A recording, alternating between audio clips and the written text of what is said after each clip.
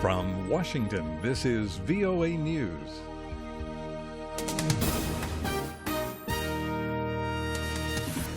I'm David Forrest reporting Greece appears to have one last chance to put together an economic reform plan. That chance will come at a full 28-nation European Union summit on Sunday.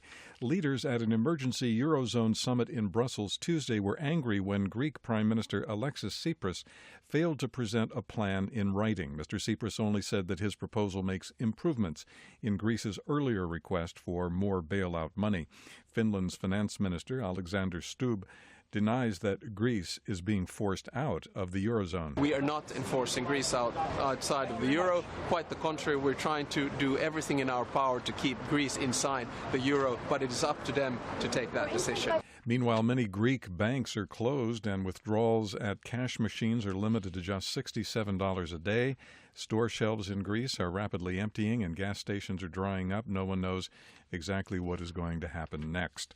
An unidentified Western diplomat in Vienna said Tuesday that the nuclear talks with Iran have been extended for the last time. After missing the June 30th deadline for a final agreement, Iran and 6 leading nations have now extended talks until Friday.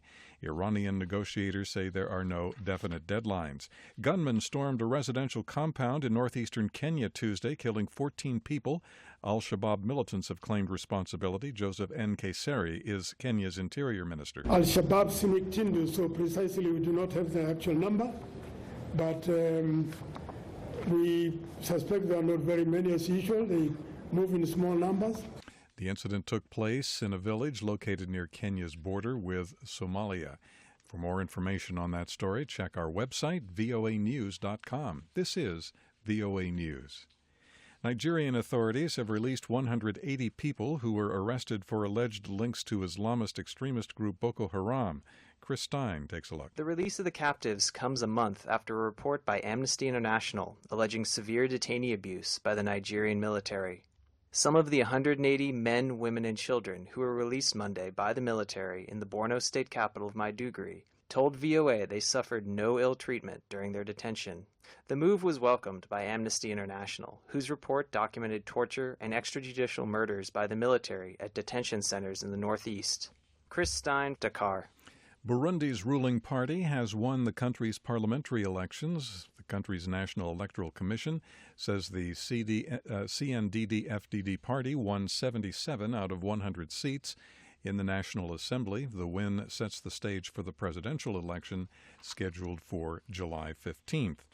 Britain Tuesday marked the 10th anniversary of the Islamist suicide attacks on London's public transportation system. 52 people were killed on July 7, 2005, when 4 young men set off bombs in 3 subway trains and a bus during the morning rush hour. British Prime Minister David Cameron issued a statement. This is one of those days where everybody remembers exactly where they were when they heard the news. And it's a day when we recall the incredible resolve and resolution of Londoners in the United Kingdom.